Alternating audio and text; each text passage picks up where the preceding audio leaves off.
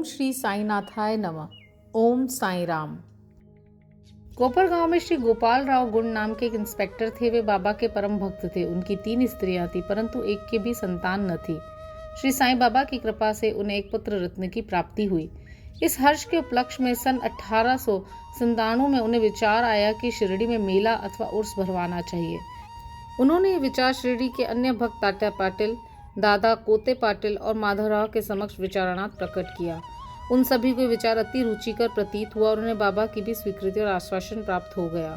उर्स भरने के लिए सरकारी आज्ञा आवश्यकता थी, इसलिए एक प्रार्थना पत्र कलेक्टर के पास भेजा गया, परंतु ग्राम कुलकर्णी पटवारी के आपत्ति उठाने के कारण स्वीकृति प्राप्त न हो सकी। परंतु बाबा का आश्वासन तो प्राप्त हो ही चुका था, अतः पुनः प्रयत्न करने पर स्वीकृति प्राप्त हो गई।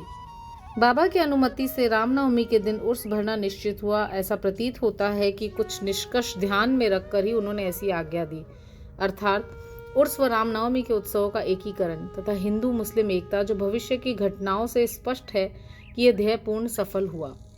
प्रथम बाधा तो किसी प्रकार हल हुई। अब द्वितीय कठिनाई जल के अभाव की उपस्थित हुई। शिरडी तो एक छोटा सा ग्राम था और पूर्व काल में वहां जल का भी अभाव बना रहता था। गांव में केवल 2 कुएं थे, जिसमें से एक तो प्राय सूख जाया करता था और दूसरे का पानी खारा था। बाबा ने उसमें फूल डालकर उसके खारे जल को मीठा बना दिया, लेकिन एक कुएं का जल कितने लोगों को पर्याप्त हो सकता था, इसलिए तात्या पाटिल ने बाहर से जल मंगवाने का प्रबंध किया। लकड़ी व बांसों की कच्ची दुकानें बनाई गई और कुश्तियों का भी आयोजन किया गया।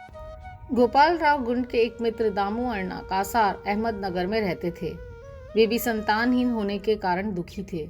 श्री साईं बाबा की कृपा से उन्हें भी एक पुत्र रत्न की प्राप्ति हुई थी। श्री गुण ने उनसे एक ध्वज देने को कहा। एक ध्वज जागीरदार श्री नाना साहब ने मोड़कर ने भी दिया।